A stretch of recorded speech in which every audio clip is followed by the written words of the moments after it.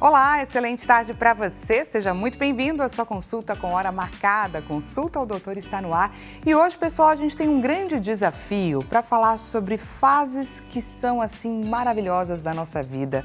Fases cheias de descobertas e bastante desafiadoras. A infância e a adolescência. A gente vai falar aqui sobre as cobranças por desempenho, padrões impostos pelas redes sociais, as crises familiares e tantas questões emocionais que envolvem esse período, gente, que é bastante desafiador, tanto para eles quanto para os pais, para os educadores, os profissionais da saúde. A gente vai falar sobre todo esse percurso e o que ele envolve. Se você lembrou de alguém a quem esse programa é importante, é interessante, nós estamos em transmissão ao vivo, pessoal, pelo site www.hittv.com.br. Já corre lá e compartilhe o nosso link de transmissão, pois queremos chegar às pessoas que precisam da nossa informação. Também te convido, é claro, a você participar desse bate-papo. Encaminha pra gente a sua dúvida, o seu relato e saiba, caso você não queira se expor, você fique à vontade. Basta você sinalizar na sua mensagem que a nossa equipe vai tomar todo o cuidado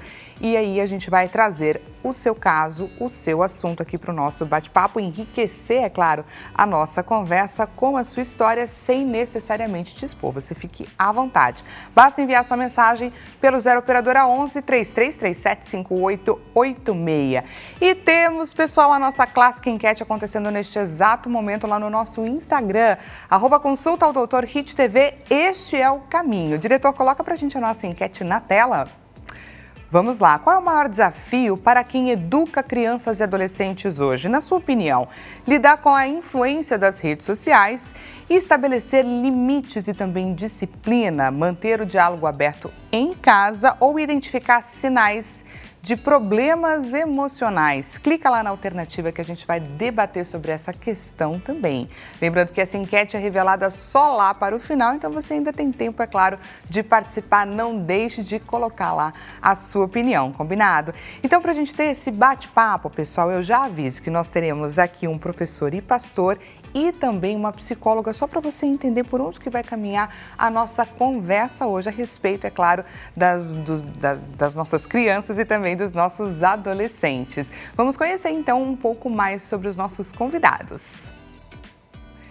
Karen Nascimento, psicóloga clínica, ela atua na área há 8 anos. Encontrou seu propósito na psicologia após vivenciar uma crise de ansiedade no vestibular. Olha que interessante, gente. E aí ela foi acolhida por uma profissional da área.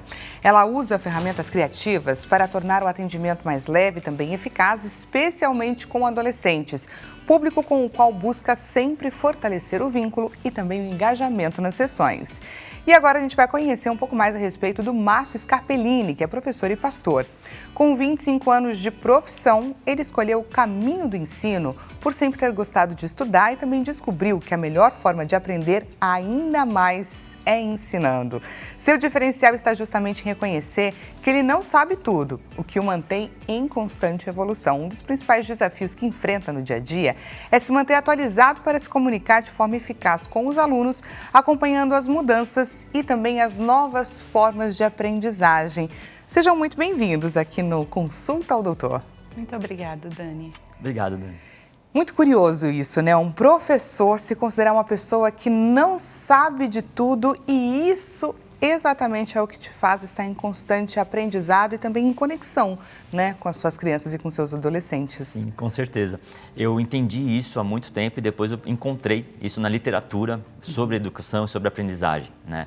Então, uma forma incrível de aprender mais é justamente ensinar, né? Então, isso é dialético.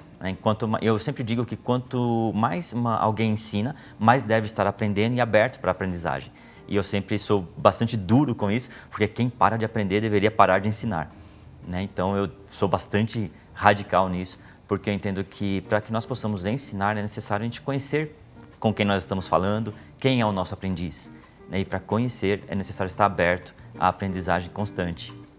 E olha só que bacana isso que o professor está trazendo para a gente, inclusive esse ensinamento para a gente mesmo, porque acho que quando a gente para de aprender ou quando a gente acha que a gente não precisa mais aprender, eu acho que isso leva a gente a ficar estagnado, não é? Exato, sem dúvida. é muito interessante que eu entendo que nós morremos quando paramos de aprender, não necessariamente quando cessa a vida biológica, né? É um tipo de morte.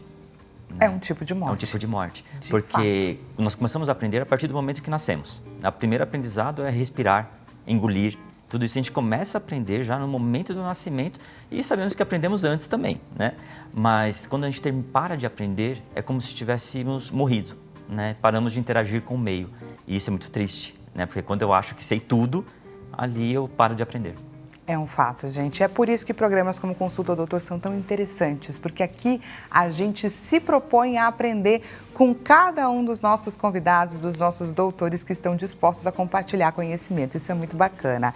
E Karen, achei muito interessante o que você traz para a gente na sua ficha de apresentação. Então, quer dizer que você, no processo do vestibular, você teve uma situação de crise de ansiedade, aonde ali virou a chavinha para que você definisse o que você iria fazer pro resto da sua vida. Exatamente, Dani. Na verdade, começou um pouquinho antes disso. Na verdade, minha mãe queria muito que eu fizesse medicina.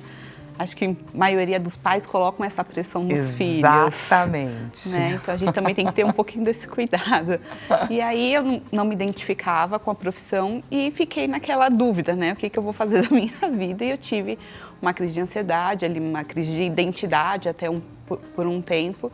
E aí, minha mãe acabou me levando numa profissional. Eu amei a profissional, foi um presente de Deus. Eu acho também que foi um divisor de águas, essa psicóloga na minha vida. E aí, depois disso, eu comecei a me aprofundar, entender um pouco mais a psicologia. E aí, eu fui para a área. E existe uma grande dificuldade, não é? Porque apesar de todos nós termos passado por essa fase, infância, adolescência, a gente ter essa conexão de fato com aquilo que a gente viveu e acessar os nossos jovens de hoje demanda uma escuta muito ativa, não é? Muito, muito ativa. Eu trago muito isso, ainda bem que a análise do comportamento, que é a linha que eu sigo, dá essa liberdade, né, para a gente trazer as nossas referências para dentro da sessão. Então, para criar conexão, o vínculo é muito mais fácil. Então, eu conversar com um paciente adolescente que não sabe o que quer ainda, não decidiu, está com essa pressão dos pais, eu consigo, opa, deixa eu te contar a minha história. Olha, aconteceu isso e isso, eu também não era perfeita na escola, aí eles dão uma acalmada. Então, o mundo não precisa ser tão perfeito, eles começam a nos escutar e a se abrir, que acho que é a dificuldade hoje também dos pais, acessar as crianças nisso. E ter um autoconhecimento, né? Eu acho que a gente se conhecer é um ponto de partida primordial para a gente conseguir, então, ajudar alguém, não é verdade? Sim. Com certeza.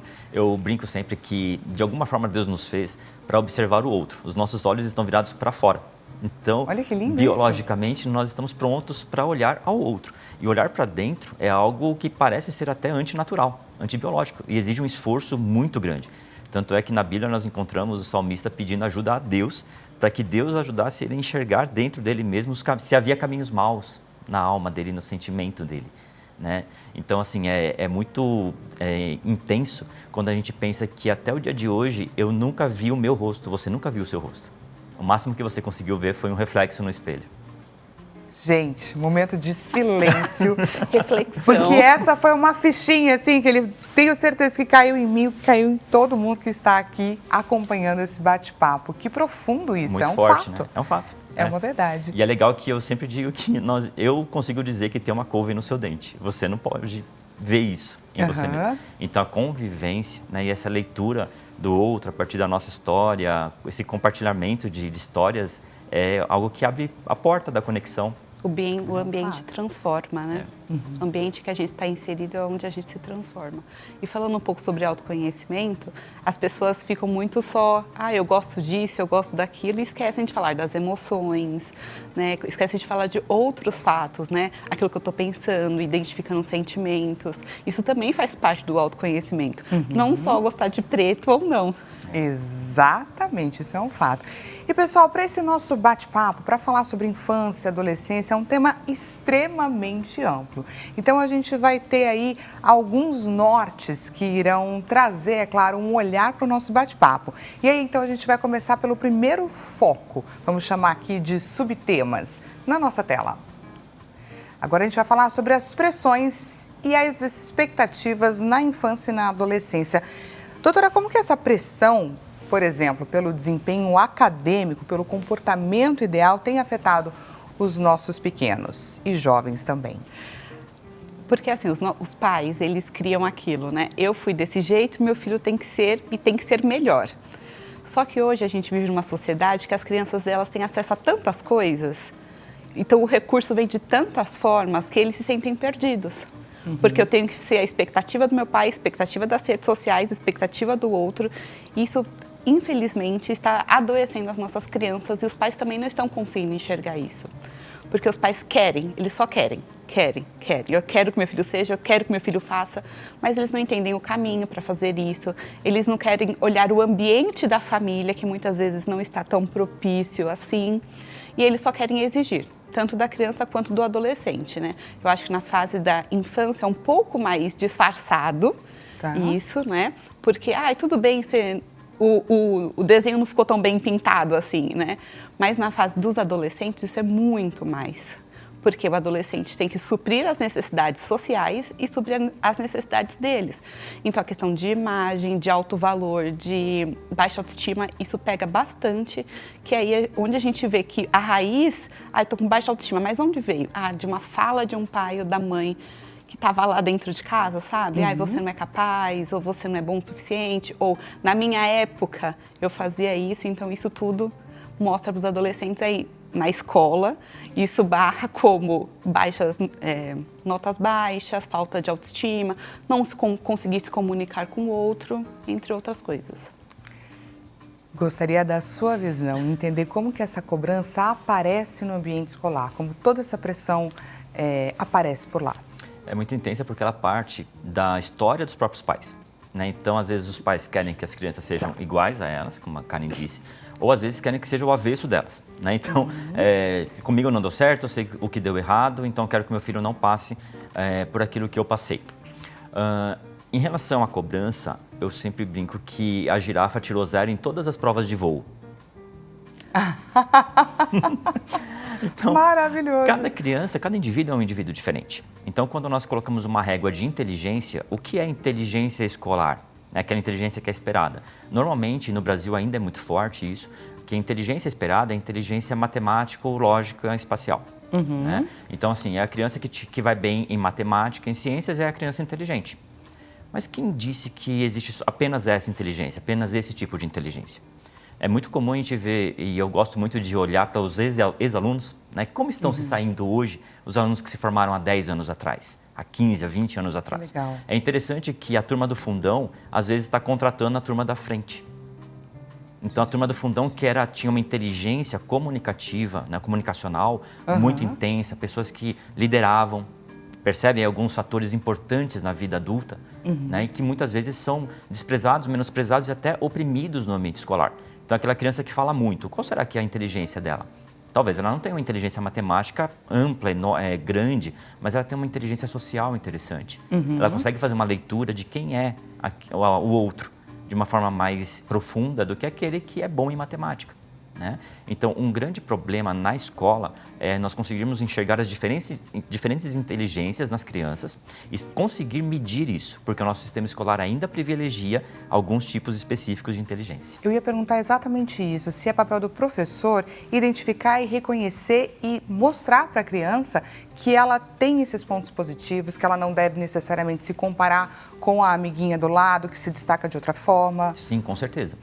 Passa pelo professor e atinge todo o sistema educacional.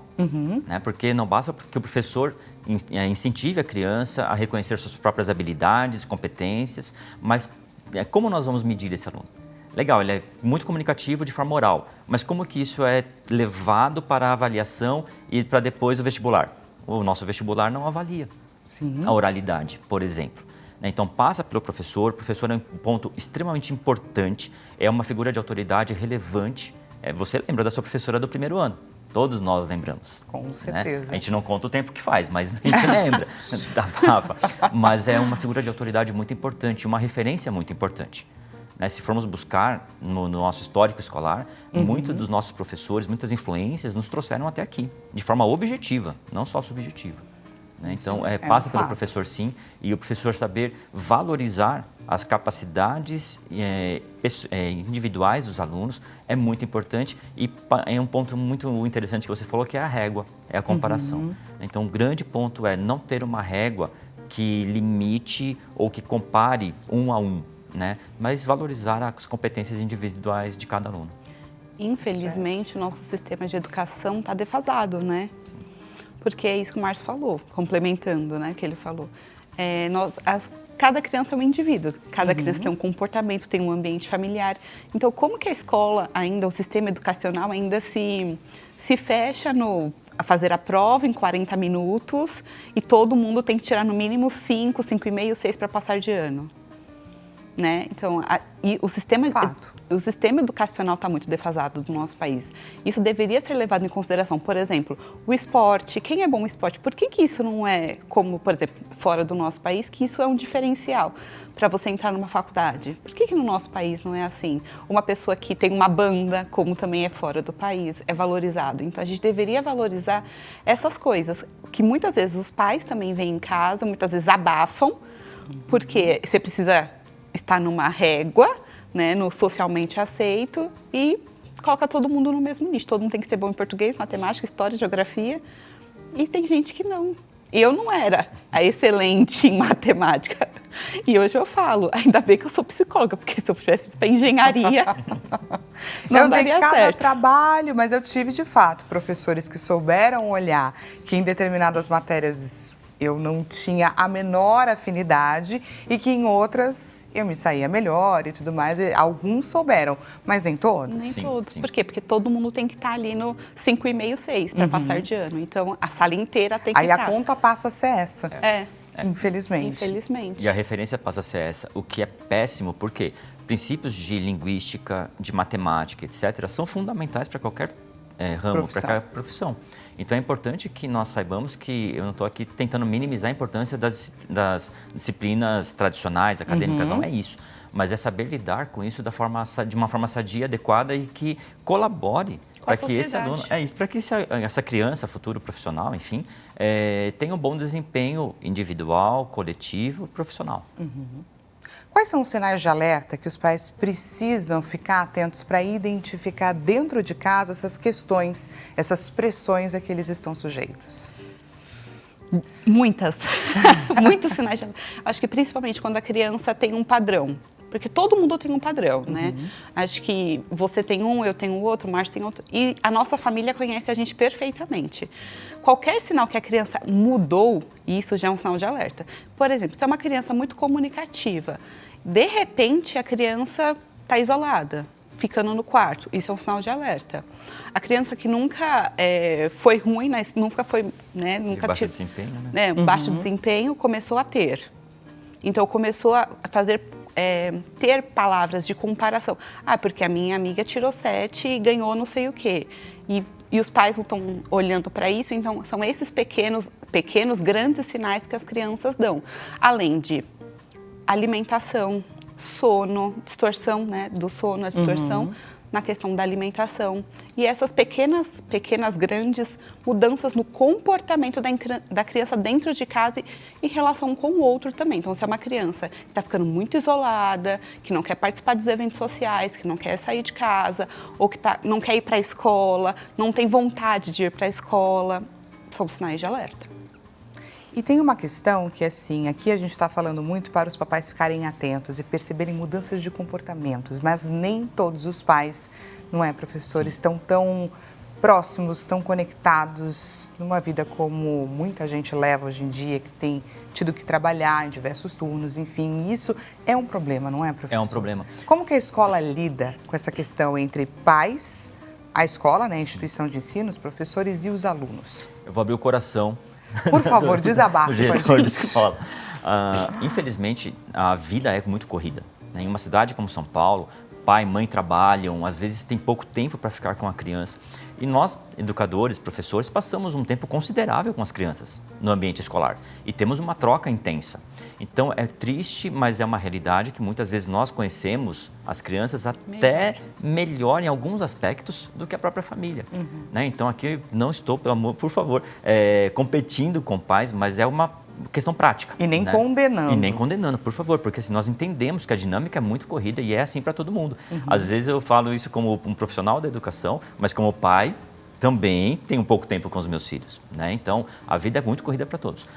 Nós ficamos numa situação muito de saia justa, porque às vezes temos informações relevantes para os pais, mas encontramos uma barreira no sentido de que pai sou eu e aí eu conheço meu filho e não tenho nada a aprender ou ouvir sobre o meu filho.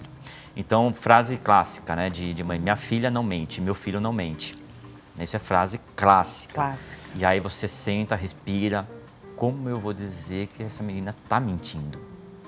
Né? Como que eu vou informar isso à família? E é uma informação extremamente relevante, né? Porque é da natureza humana. A gente vai testar limite desde as crianças, desde a infância.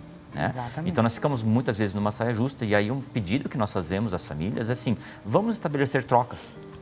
Né? Por quê? Porque a escola tem informações relevantes sobre o seu filho, nós estudamos e nos preparamos para isso, nos preparamos para, a partir da análise gráfica do registro das crianças, seja escrito ou desenhado, perceber alguns indícios. É lógico que a gente tem que trabalhar de mãos dadas com a psicologia, com os profissionais da saúde, mas pela experiência nós olhamos um desenho ou uma escrita e observamos muitas coisas importantes e relevantes. Mas é necessário que a família estabeleça um nível de transparência e de parceria verdadeira com a escola. Não apenas de notas, porque às vezes notas é o que menos importa em determinados momentos, mas de troca sobre aquilo que é relevante e importante sobre o desenvolvimento da criança. Que importante, Exatamente. bacana esse insight. Quer complementar? Quero, exatamente, eu vou complementar o que o Márcio falou, exatamente. Infelizmente, os pais, tanto na educação quanto na psicologia, os pais não levam em consideração aquilo que a gente está trazendo. Um ponto importante também, e eu falar com o pessoal de casa, vocês esqueceram como era ser criança e adolescente? Fato.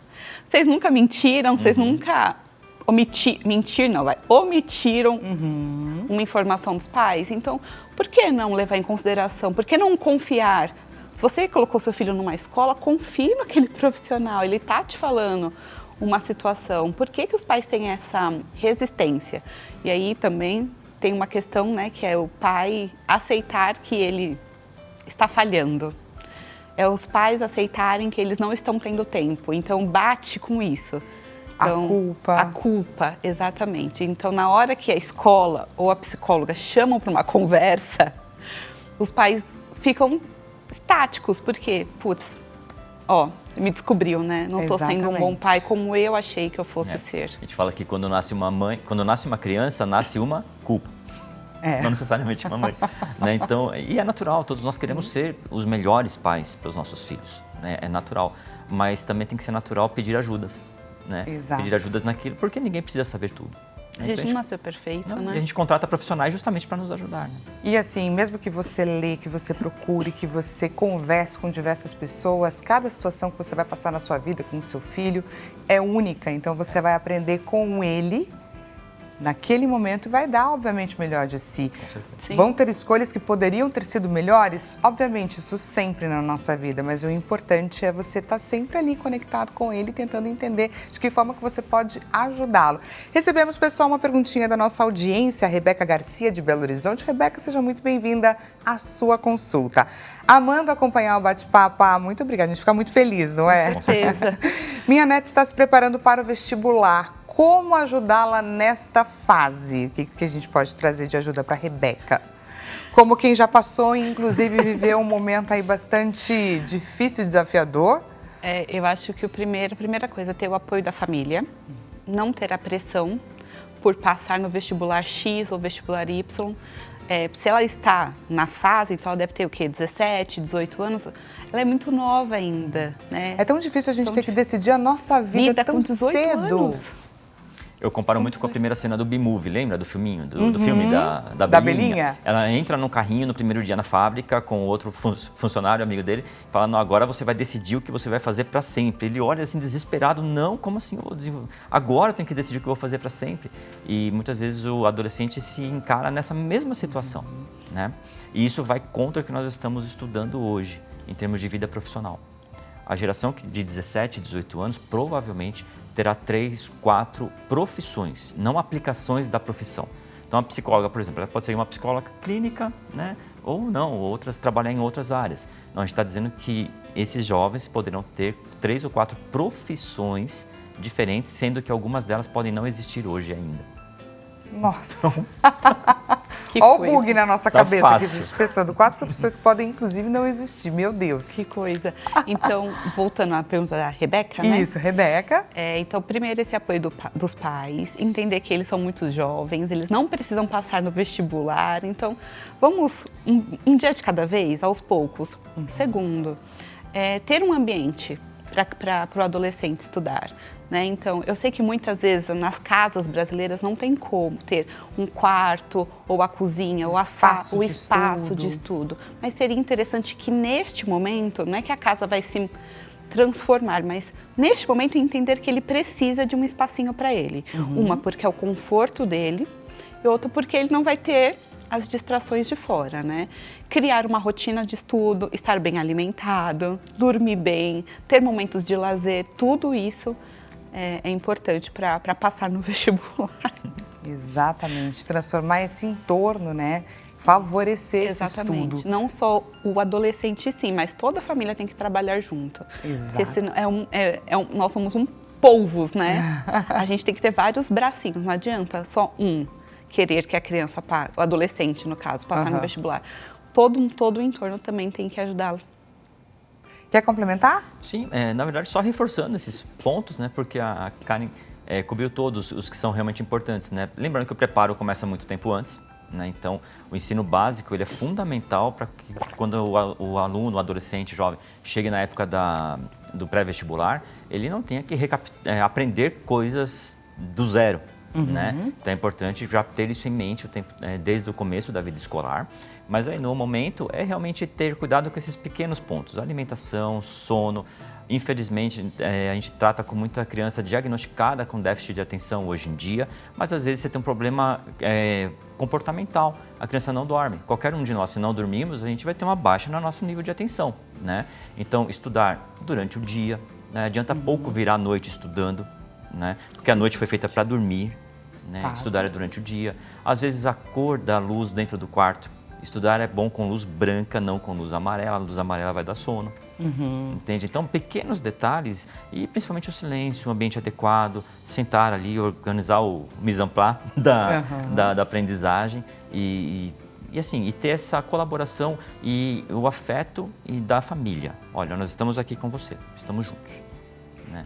E não ter tanta pressão, né? Não ter. Você não precisa adequada, necessariamente passar Passar em primeiro, fazer bonito, enfim. O importante é que você faça uma boa escolha e que dela você siga feliz. E também tem essa, né? Se em algum momento desse trajeto você entender que esse caminho já não te faz mais sentido, Tudo bem. não tem apego e recomeça esse processo. Dani, tem um ponto importante que nós procuramos ajudar os nossos alunos, mas nem sempre é tão possível assim, que é fazer uma degustação da profissão para a qual ele quer disputar ali uma vaga na faculdade. Né?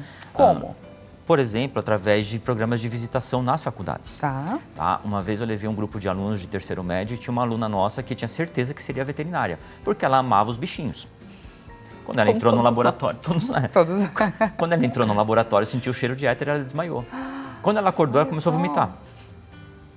Então, ali ela desistiu completamente da carreira de veterinária. Que valiosa essa visita. Pois é, ali a gente minimamente economizamos 1 ano de anuidade, 1 ano de mensalidade para a família. É um fato. E a gente sabe que é um problema sério, porque é melhor a gente gastar um tempo antes do que depois ter que trocar de curso durante o curso. Isso vai gerar problemas financeiros, às vezes emocionais mais sérios, né? Um desgaste emocional, social às vezes. Né? Então tem gente que, eu tenho que terminar essa faculdade. E descobriu no primeiro semestre que não tinha nascido para aquilo. Então às vezes é melhor tirar um semestre sabático, um ano sabático até, fazer um intercâmbio, visitar faculdades. Olha, o mesmo curso, deixa eu olhar faculdades diferentes, existem abordagens distintas, né? Formas de aplicar conteúdos, formas de como essa faculdade é vista no mercado de trabalho. Né? Então, tudo isso é muito importante no processo de escolha da faculdade. Né? E pensar, e temos a certeza que o mundo mudou. Então, os mesmos processos que serviram para nós, que foram ótimos no passado, esquece, o que nos trouxe até aqui não vai nos levar adiante. E o Isso é um fato. importante e o bom hoje, né, que as faculdades elas são abertas a isso. A maioria das faculdades são abertas a isso. E a maioria das faculdades também disponibilizam no site Um programa de curso, né? programa do curso. Então você sabe exatamente o que você As matérias que você vai ter que encarar. Exatamente. Por onde que você vai caminhar, né? Essa sua escolha, para onde que ela vai te levar. Exato. E é muito importante também, é claro, né? Trocar com profissionais, entrar em contato, porque tem uma diferença entre a expectativa e a realidade. Só quem vive essa realidade é que pode, de fato, compartilhar com você. Olha, a consulta ao doutor está interessantíssimo hoje, não é, pessoal? A gente vai para um rápido intervalo e já voltamos com mais bate-papo para você. Te espero.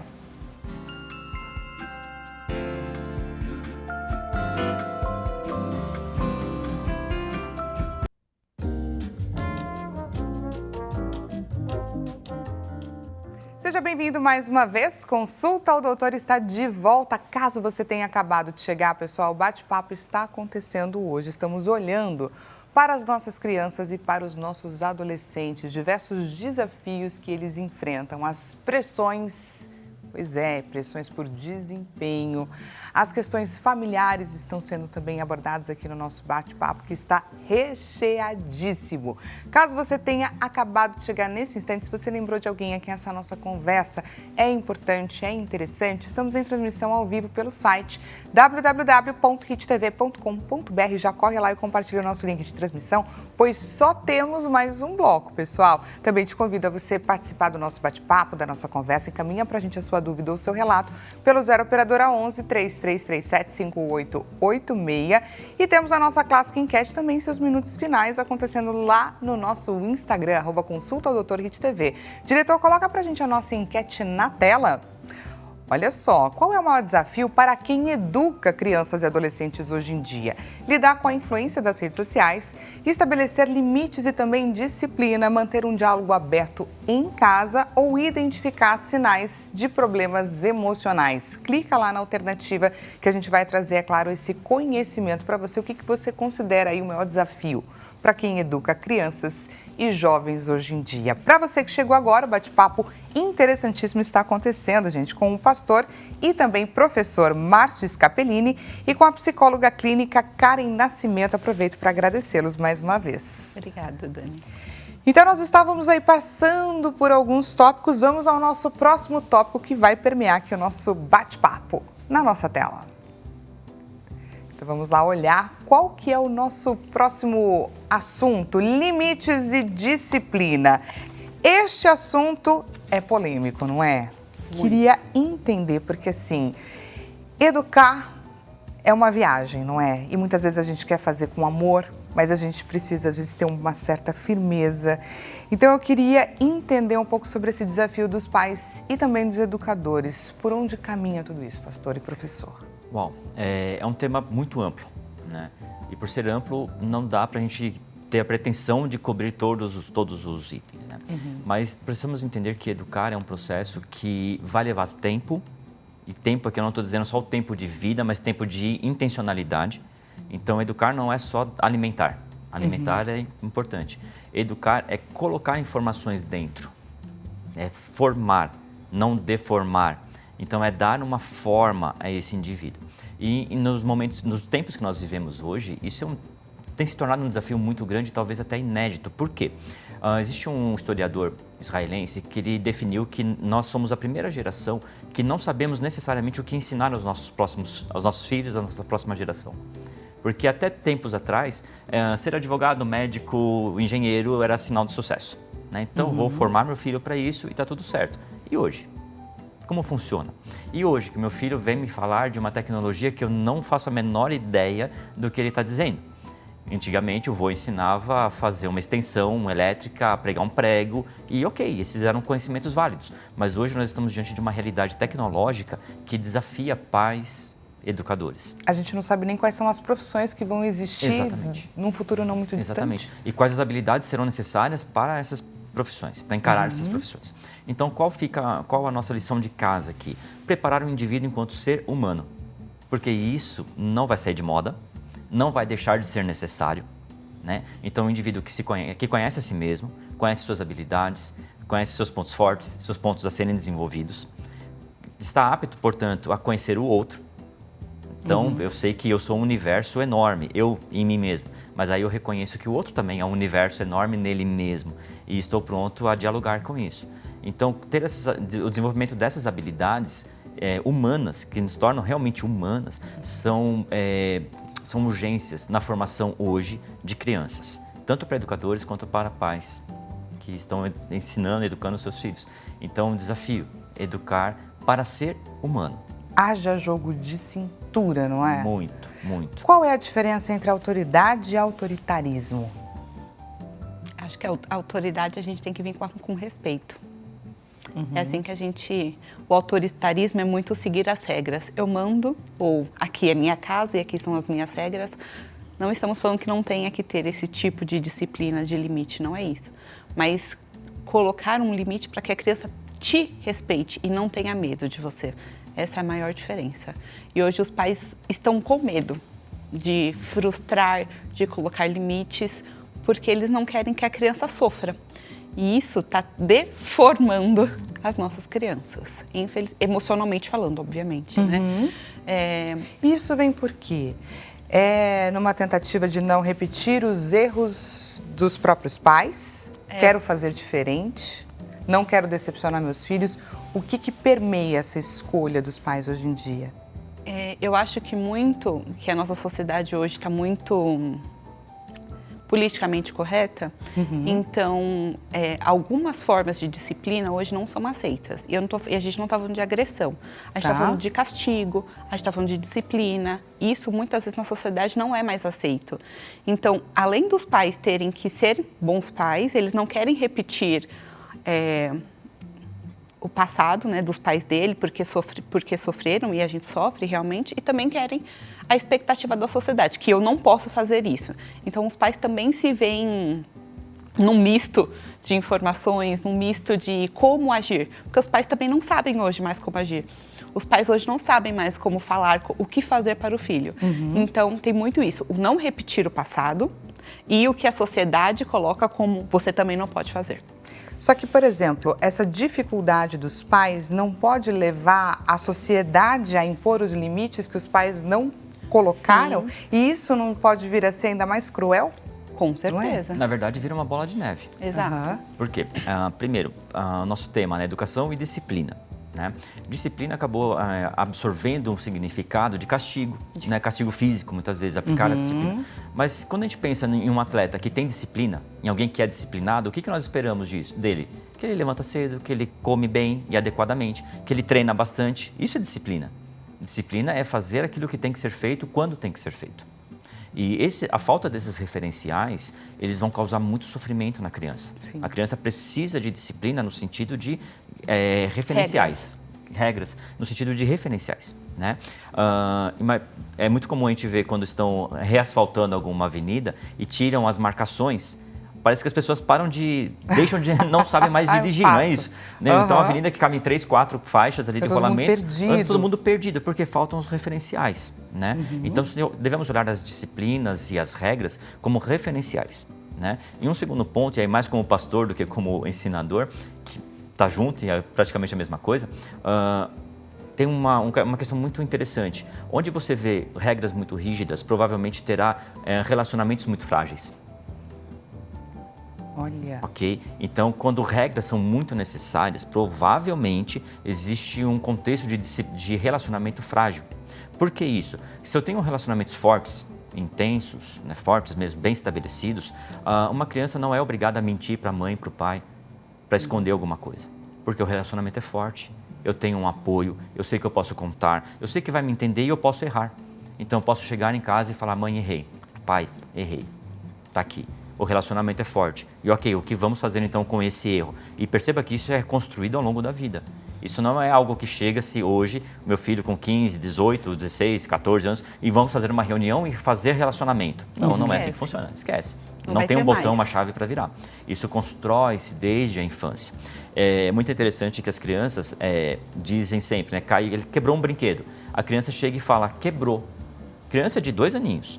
Você não vê uma criança falando, quebrei. Eu falo que nós temos bonecos já nasce pronto. Já nasce. É interessantíssimo isso, porque Muito. a criança nem sabe falar direito, ela fala quebrou, né? Quebrou. Nunca fala quebrei. Por que isso? Isso quer dizer muito. Assumir, né? Assumir a culpa. Quem quebrou? O boneco não se quebrou sozinho, a boneca não se quebrou sozinha, é quebrei. Entende? Então você começa a construir essa identidade e fortalecer a responsabilidade. Mas se isso acontece, é porque ele também está ouvindo. Sim, também. Uhum. Porque a criança, nessa fase, ela é uma esponja. Uhum. Então, ela absorve o ambiente. Então, se ela está vendo que no ambiente dela a gente não tem isso de eu me responsabilizo pelos meus erros, a criança está crescendo num ambiente que o erro nunca vai ser meu. Então, isso também é ruim. Porque ao passar do tempo, é muito mais fácil você projetar, né, e colocar no outro aquilo que é, de fato, seu. Lembrando que crianças não aprendem pelo que ouvem, né? Eles aprendem pelo que veem, pelo que percebem, pelo que vivenciam. Exatamente. Né? Então, pensa que é difícil, né, para nós como pais, chegar nos filhos e falar, filhos, vem cá, pai errou. Nisso. Lógico, guardando a medida de maturidade, aquilo que tem que ser dito que não tem, né? Ok, mas assumir, às vezes, erros, até como de forma didática. E aí fica uma questão muito importante para nós, pais. Devemos ser intencionais. Sempre. Por quê? Precisamos refletir sobre o que fazemos desde as primeiras coisas. Se eu vou sentar para assistir Netflix, ok, não tem problema. Mas qual a minha intencionalidade com isso? O que eu estou comunicando ao fazer isso? Então, tem que haver intencionalidade e saiba que se não tiver, ela vai acontecer naturalmente, porque o que você está fazendo comunica algo para as crianças. E outra tem que ficar coisa, muito atento a tudo isso. E outra coisa, quando a gente mostra a nossa vulnerabilidade, eu como psicóloga, os pais como pais, os educadores como educadores, a gente sai do papel de super, que muitas vezes a criança também coloca o pai. O super, não erra, não falha, não sei o quê. Então, quando também tem isso, quebra também, e aí a criança se distancia dos pais. Porque como assim? Você era o perfeito, o que não cometia nenhum erro, e agora você está errando. Então, quebra, assim, também tem uma frustração, mas uma frustração emocional, né? Que a criança se distancia. Então, quando a gente mostra a nossa vulnerabilidade, a gente também aproxima. Isso é muito importante, porque somos iguais. Exatamente. Aí a tal também da intencionalidade, né? Você fazendo dessa forma, você acaba abrindo um espaço maior de conexão. De comunicação, isso. Recebemos aqui mais perguntinhas da nossa audiência. Boa tarde, sou Helene Torres, de São Paulo, capital. Aqui em casa, não virou sinônimo de guerra. Como impor limites sem virar vilã ou uma ditadora? Essa questão do não. Pais que têm muita dificuldade em dizer a palavra não. E aí? Primeiro a gente tinha que saber qual é a idade, né? A idade. A idade, porque quando a gente está falando de uma criança, o não é importante e a gente sabe como agir. No adolescente é outra, e vai ser guerra. Um adolescente, mãe, sinto lhe dizer, vai ser guerra. Porque o adolescente, ele está na fase de questionar, ele está na fase de se posicionar, então vai ser normal, vai ser a guerra. Mas o adolescente entender que, por que esse não está sendo dito? Esse não está sendo dito por um porquê, vamos supor. Quero ir ao shopping com uma amiga. Você não vai. Por que não? Porque já está de noite. O problema dos pais é que eles só falam um não. Não que a gente deva satisfação, não é isso, mas para a criança ou adolescente... Para ela aprender o motivo. Aprender o motivo e o que fez o pai tomar aquela decisão. Por exemplo, quero ir ao shopping com uma amiga.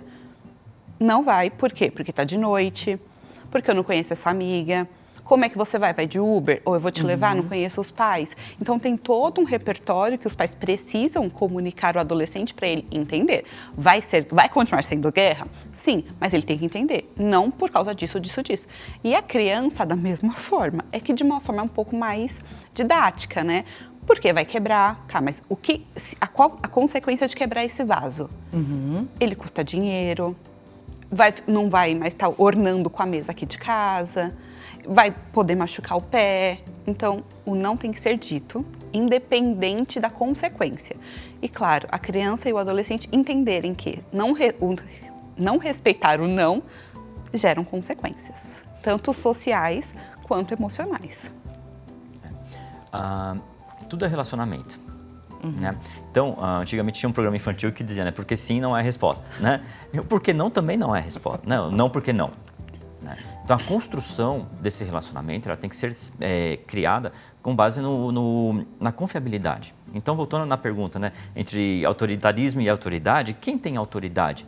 É aquele que fala sempre algo que é coerente, que é verdade. Né? Aliás, a autoridade vem de autor, né? Então, só tem autoridade aquele que é autor de alguma coisa. Né? Por isso que Deus é a maior autoridade de todas, porque Ele é o autor de todas as coisas. Né? Então, o mau uso do não, ele causa problemas sérios no futuro. Isso começa de quando a criança está engatinhando. Ela vai botar o dedo na tomada. O que é a primeira coisa que a gente fala? Não, para. E normalmente damos 2 ordens. Né? Não, verdade. Para.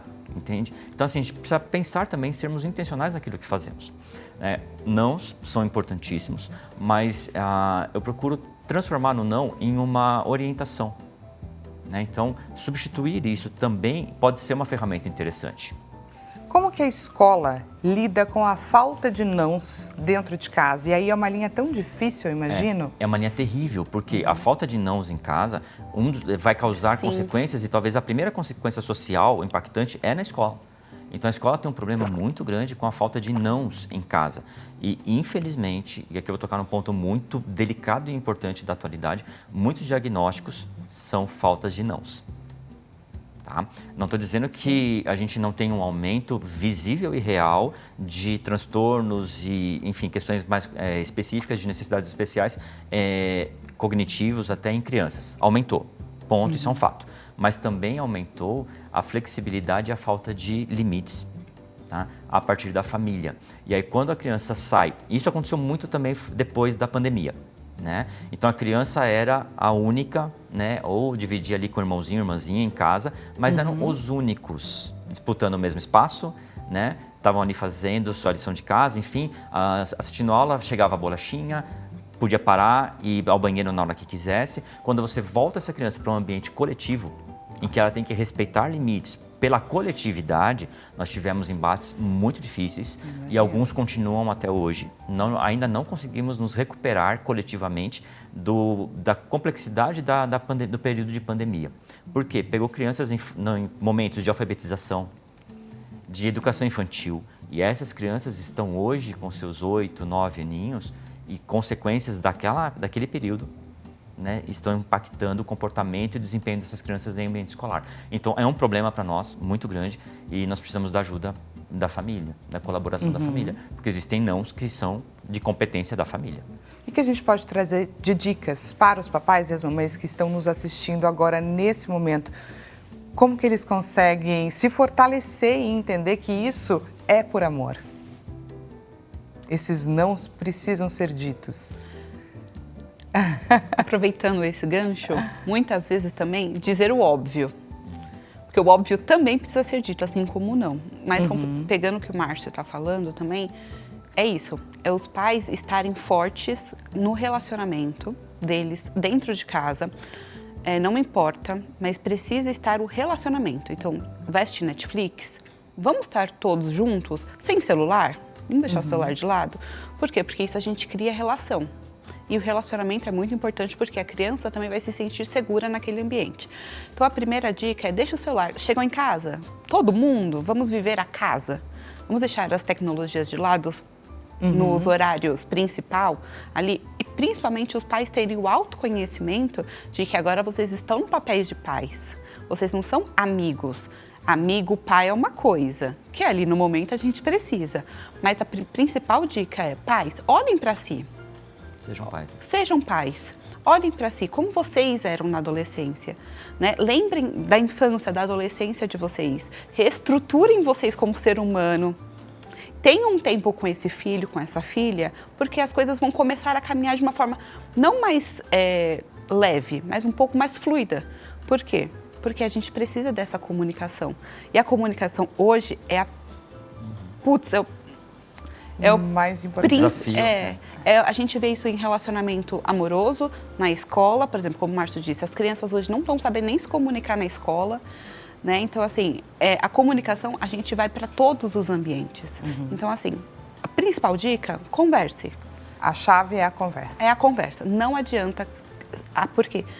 não adianta só colocar a regra, sabe? Como eu falo com os meus pacientes que são adolescentes, os pais colocam um quadro de regras. Não adianta só colocar o quadro de regras. Por que que a gente tem regra em casa? Por que que você, por exemplo, se você tem um animalzinho de estimação, por exemplo, por que que é o dever da criança limpar o animalzinho de estimação, por exemplo? Então tem que ter essa conversa para explicar a disciplina e as regras da casa. Porque assim, a casa funciona, exatamente. É com como regras relógio. que ela vai funcionar. Vamos conferir, pessoal, o resultado da nossa enquete. Resultado na tela. Então vamos lá, qual é o maior desafio para quem educa crianças e adolescentes? Essa foi a pergunta que a gente colocou nas nossas redes sociais. A alternativa mais votada, lidar com a influência das redes sociais. 54% dos votos. Como que tem sido isso, gente, nesse contexto? E aí, professor? Muito desafiador. Muito desafiador. Muito. Porque é um mundo... a quantidade de informações é brutal, né? Muito rápido. Muito rápido e muito intensa. Eu lembro que uma vez eu perguntei para um colega de profissão para que servia o Facebook. Isso entrega a idade muito, né? E ele falou, como assim? Olha a resposta que ele me deu. Não existe vida para quem não tem Facebook. Isso na época.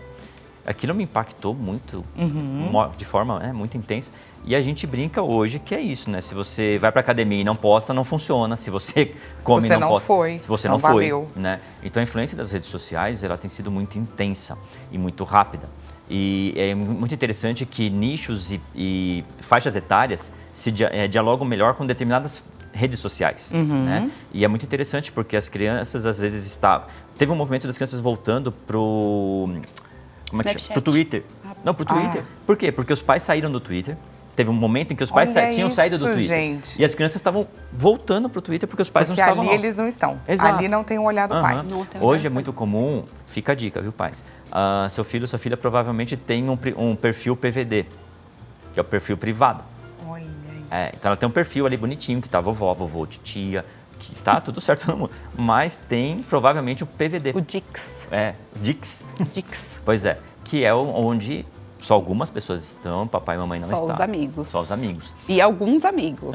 Também não são todos. Isso, então, lidar com isso tem sido muito intenso, mas passa por todos os momentos anteriores que nós falamos. Né? Aquilo que eu faço deveria ser assim, né? O que eu faço nas redes sociais não poderia ser diferente daquilo que eu faço no mundo offline, no mundo real, entre aspas. Né? Porque o mundo digital é real. Né? Só que não deveria diferir, né? Não poderia ser diferente, mas as pessoas ficam mais valentes, mais corajosas, atrás, né, protegidas por um celular, tem uma opinião, nossa, e quando você encontra a pessoa, você fala, ué, cadê aquela que digitou aquilo? Eu não encontro, não vejo essa pessoa aqui no offline. Então, assim, passa por como orientar as crianças em relação às redes sociais, como lidar com isso, praticando todos os pontos anteriores, preparando a criança para ser um ser humano, consciente das suas próprias responsabilidades, das consequências daquilo que faz. As crianças não sabem ainda ou não identificaram que existem consequências naquilo que nós fazemos no mundo digital. Então parece que o que eu faço no digital fica no digital. Não, tem consequências reais. Consequência. Você ali. É você ali, tá? Voltando à questão da comunicação, comunicação é a ação de tornar comum ao outro aquilo que já é comum a mim. Isso é comunicação, né? Só que nós temos aí uma problemática enorme. O que eu falo não é necessariamente entendido pelo outro. Eu preciso traduzir na língua do outro para que o outro me entenda. Né? Senão você não fez, comunicação. Você não estabeleceu a comunicação. Diálogo, né? Diálogo. Então, assim, comunicação é importante no offline e ela vai trazer consequências no digital. Então, estabelecer comunicação dos pais com as crianças sobre todos os assuntos pertinentes à idade da criança é fundamental para que a gente possa orientar depois as crianças em relação às redes sociais. Um outro ponto prático é redes sociais. Ninguém lê as regras, né? O termo. O eu aceito lá. Ok? Criança com menos de 14 anos, se eu não me engano, não pode ter rede social. Acho que é 16. 16? Não me lembro agora exatamente, mas veja lá. Precisamos obedecer às regras. Existem regras. Como que todas as crianças, praticamente todas, entre aspas, têm o Instagram, X e as redes sociais? Alguma coisa está errada. Né? Então, a falta do não. A falta do não. E porque os pais estão permitindo isso, né? Então, assim, criança não tem X mil reais para comprar um aparelho de celular, criança não tem como criar, não paga internet. Tudo isso é dos pais, então alto lá. É um fato. E tem uma... Que é dizer o óbvio, né? Isso é óbvio. Que tem uma coisinha só para complementar também, duas coisas, rapidinho, que uma é que as redes sociais hoje deixaram as crianças muito vulneráveis a diversas questões que a gente já sabe, né? Mas também a validação do outro. Então, isso é muito preocupante. Então, as crianças hoje estão também procurando a validação que deveriam ter em casa nas redes sociais. Gente, vocês viram como esse bate-papo tá riquíssimo demais. Infelizmente, nosso tempo acabou, mas eu gostaria demais de agradecer a presença de vocês, essa troca que a gente teve, que eu tenho certeza que quem esteve do outro lado da telinha deve ter adorado todos os insights que a gente conseguiu absorver de vocês, de todo o conhecimento que vocês passaram pra gente. Vou aproveitar, pessoal, para passar para vocês as redes sociais do professor e pastor Márcio Scapellini. Ele deixa à sua disposição o Instagram, Márcio Scapellini Vieira, está aí à sua disposição. E Karen Nascimento, psicóloga clínica, Instagram Karen Psico e WhatsApp também, 0 operadora 11 96428 2730. Mais uma vez, obrigada, gente. Espero que você tenha gostado também do outro lado da telinha. Muito obrigada pela companhia e continuamos nos encontrando, é claro, de segunda a sexta-feira nesse mesmo horário, 16 horas. Até mais.